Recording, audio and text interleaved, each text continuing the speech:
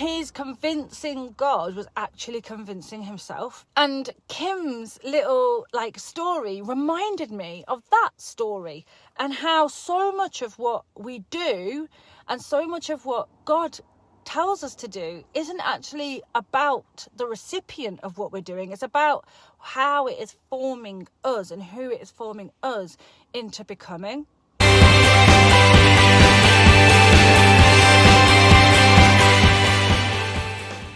I've just done chatting with somebody that I've come to know really well and love. Her name's Kim, and she used to be a psychiatric nurse, and she was telling me that when she would train people to look after people's bodies after they were deceased, she would talk to them and she would use their name, and she would say, I'm just going to do this to you now, Betty, and I'm just going to roll you over, Bob, and she would talk to them.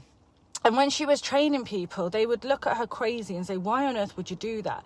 And she said, it's our last opportunity to give respect and dignity to somebody. And I thought to myself, how much, when she was doing that, she wasn't doing it for the deceased person, for the recipient of it, because they were gone.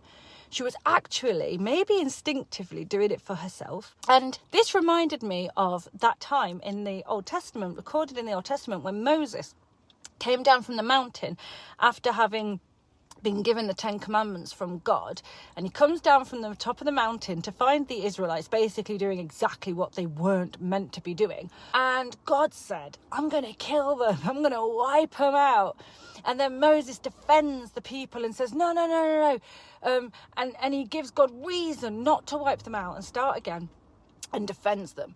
And that wasn't for God's benefit that Moses did that. And it wasn't even for the people's benefit, because God's mind is not needing convincing by human beings. So Moses, because God said, right, I'm going to wipe them out, that actually provoked Moses to convince himself out of being so angry with the people. And we see it recorded in Numbers 11, just how angry Moses could get at those Israelites. And of course, God knew this. His convincing God was actually convincing himself. And Kim's little story reminded me of that story, and how so much of what we do and so much of what God tells us to do isn't actually about the recipient of what we're doing. It's about how it is forming us and who it is forming us into becoming. You see, we have a part of the brain called the RAS, the Reticular Activating System. And this part of the brain does loads of stuff. But one of the things it does is it filters. It has a very unique relationship between our subconscious and our conscious. And it filters what we are going to be consciously aware of, because we cannot, as humans, walk around all day long being completely consciously aware of everything. We can't be constantly aware of the feel of fabric on our skin, of every sound, of every thing, of every memory, of every thought.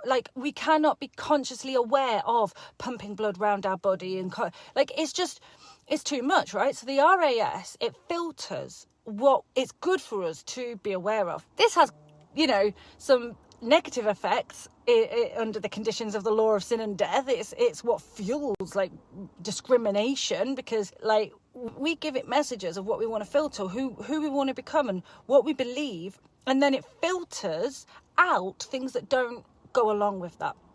So this is one of the biggest proponents to discrimination, because when a person really believes something about a certain people group, the RAS will actually filter what confirms that narrative that they believe, and it will filter out what doesn't suit that narrative. But it works with who we're becoming as well. What we see, physically, literally see ourselves do and hear ourselves say, is perking up the attention of the RAS, and it's actually telling the RAS, this matters.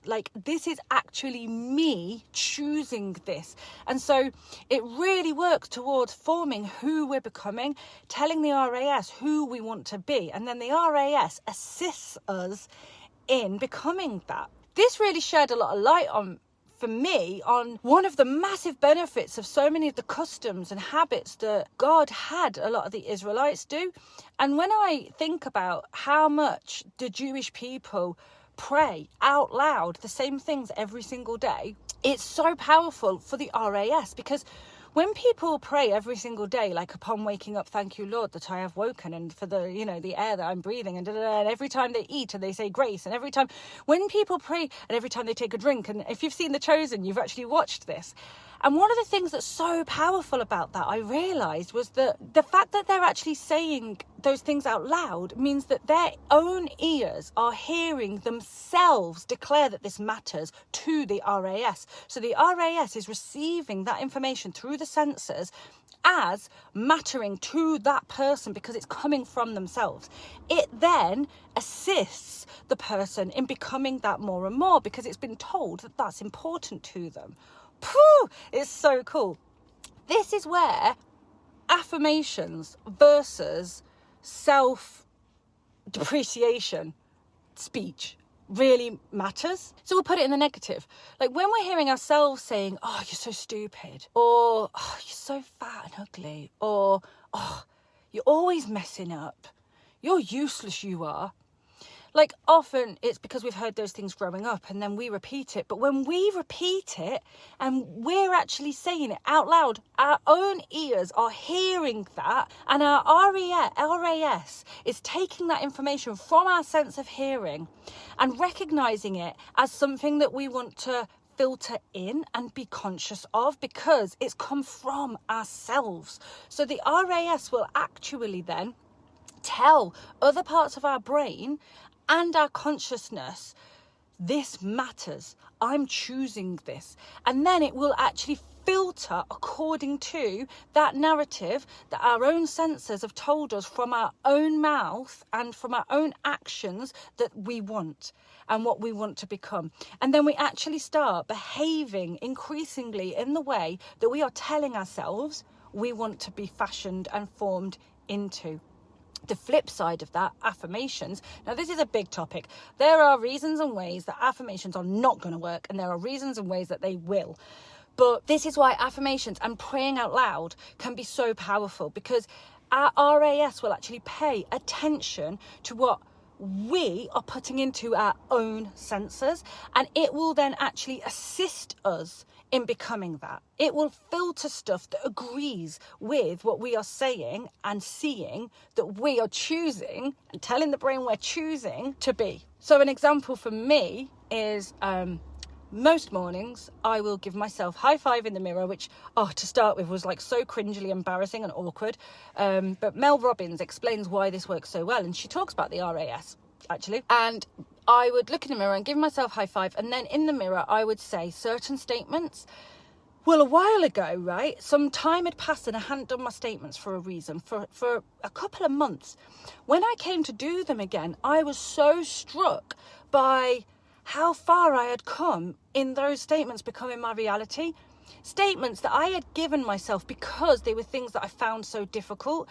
For example, some of the biggest ones were to do with not taking on loads too heavy to carry, and things to do with not getting stressed about whether or not I was doing enough and getting stuff done quick enough and all of that.